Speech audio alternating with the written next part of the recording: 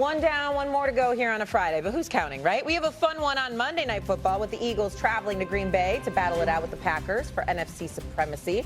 Packers are hoping for a better performance than their disappointing, really not good at all loss to the Panthers in Week 9. Meanwhile, the Eagles offense has seemingly figured things out. They should be well rested coming out of their bye week. And so Monday, huge game for both of these teams, but is it a must-win for the home team in the Packers, Cam Newton?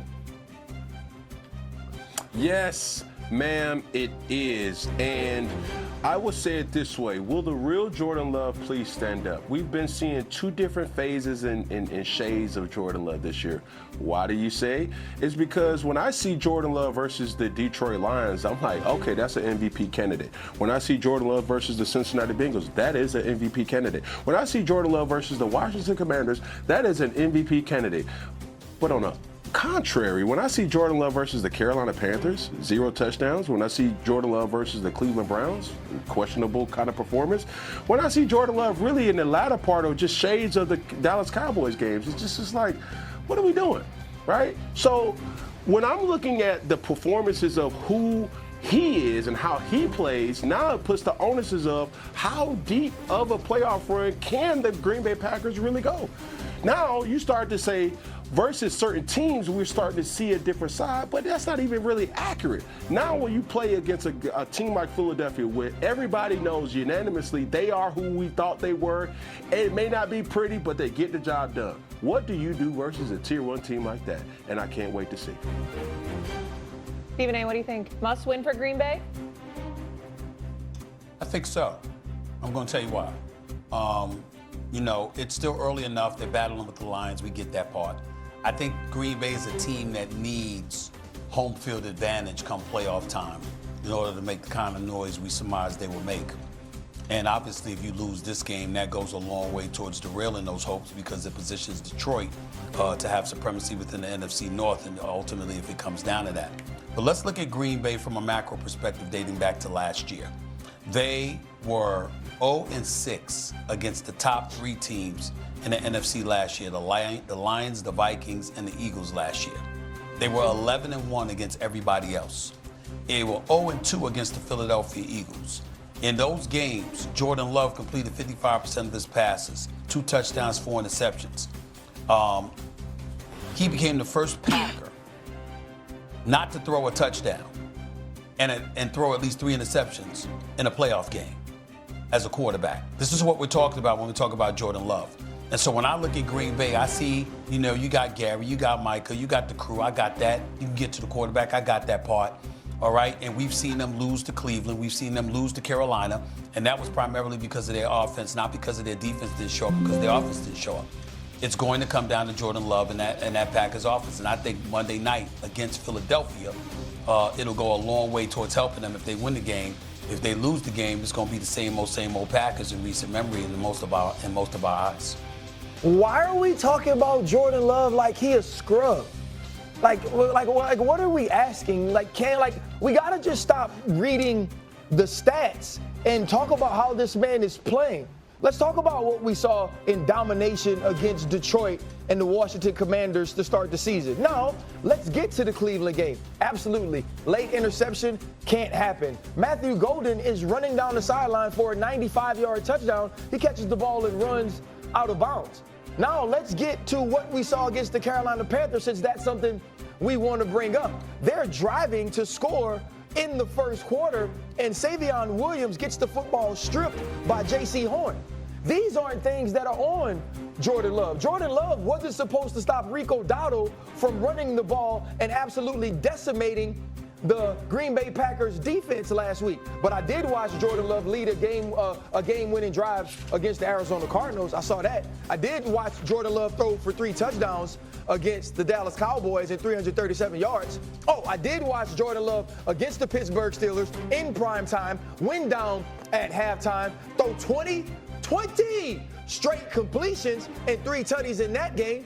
I believe in Jordan Love. I'm not going to sit here and say that the play of Jordan Love this year has been below the line, has been below the level of expectation. Has it been perfect? Absolutely not. But to walk into this game against the Philadelphia Eagles, who I still believe control their own destiny in the NFC, and say that it's all on Jordan Love, that Jordan Love has so much to prove. No, what Jordan Love can do is by winning this game, take that next step and say, hey, because of Jordan Love, they win the Super Bowl. And here is my opinion. Matt LaFleur got to put that on it.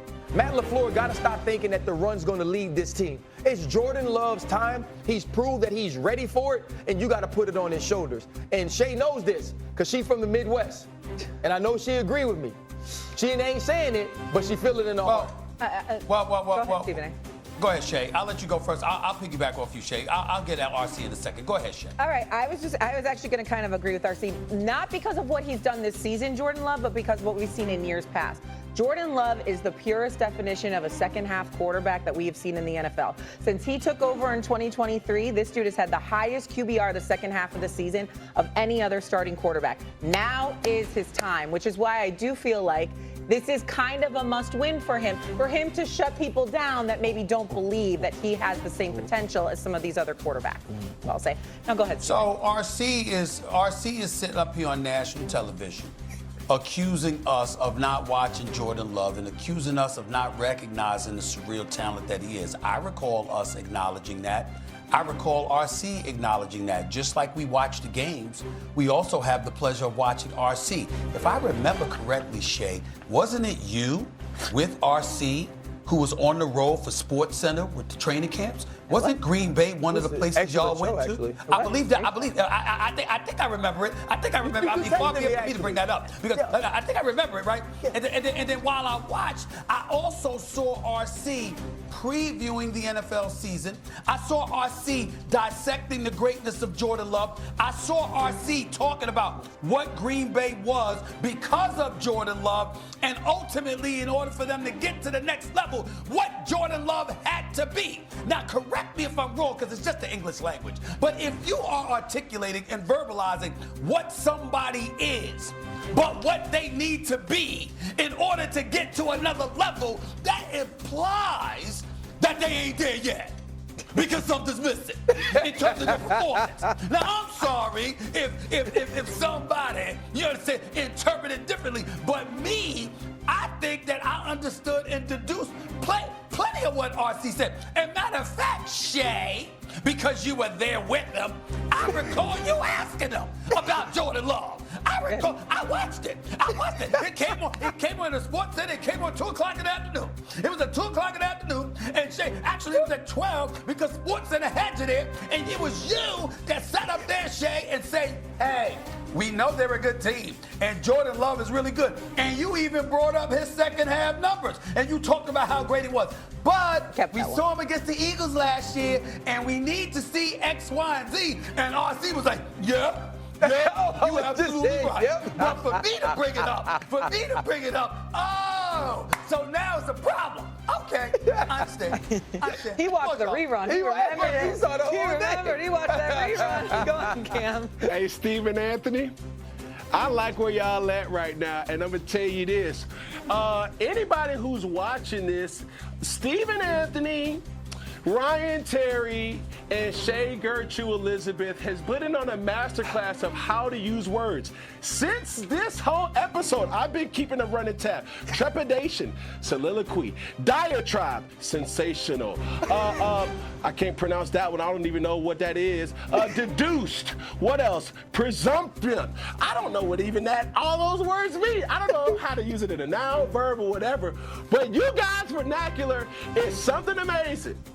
And I'm just letting you know, hopefully, I can build up the character, the absolute gall, and just the motivation to just start to use these nouns and verbs in a way. I forgot to mention that RC, the way he came at us, he was a bit persnickety as well. You can look that up too. You can look that up. Persnickety. You know what